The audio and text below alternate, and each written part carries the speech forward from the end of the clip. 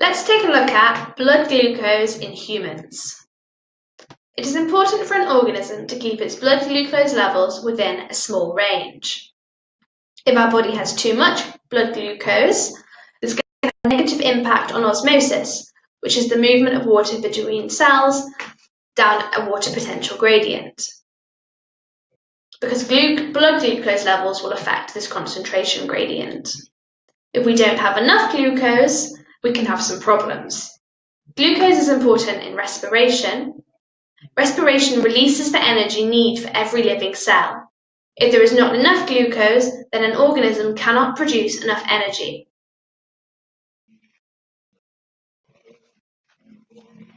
So why is it important to control blood glucose levels? To recap what we just said.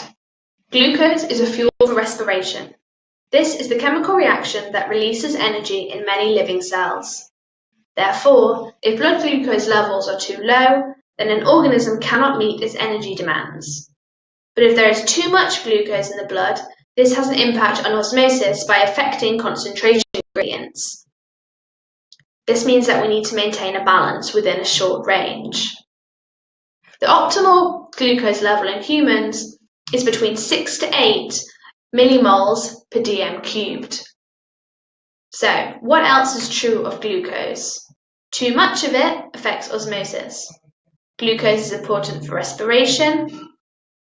Too little will affect the production of energy, and its levels need to be controlled to stay within this 6 to 8 millimoles per dm cubed. As glucose flows through the pancreas, the body can detect if there is a high concentration of blood glucose. If blood glucose levels are too high or too low, our body will try and bring its levels back to normal using a negative feedback loop. What is negative feedback? Negative feedback is the mechanism that occurs in response to abnormal levels of glucose in the blood and are examples of negative feedback. The blood glucose level leaves its normal level. Then glucagon or insulin is released, which triggers a response to bring it back to normal. So what happens if glucose is too high? If the concentration of blood glucose is too high, the pancreas releases the hormone insulin into the bloodstream. Insulin, what does it do? The liver and muscle tissues detect the presence of insulin. These then convert the excess glucose into glycogen. This process continues until the pancreas detects a normal blood glucose concentration. Glycogen is a form of glucose that is insoluble and can be stored for later use.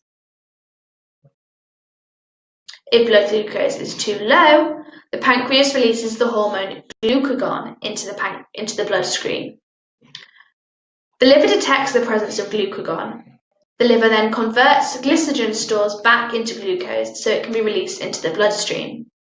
This process continues until the pancreas detects a normal blood glucose concentration.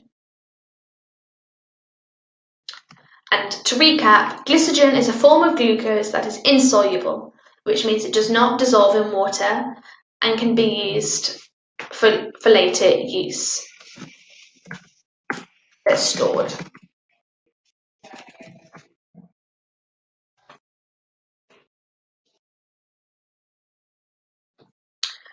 So, what is the process of regulating blood glucose if there is too much? So, firstly, as blood flows through the pancreas, the high concentration of blood glucose is detected. This triggers the pancreas to release the hormone insulin into the bloodstream.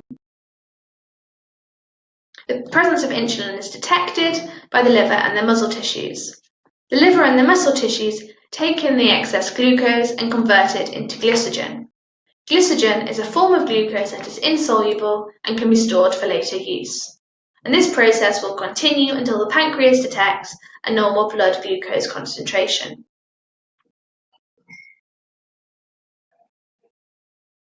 What would happen if we don't have enough glucose? We would be very low on energy.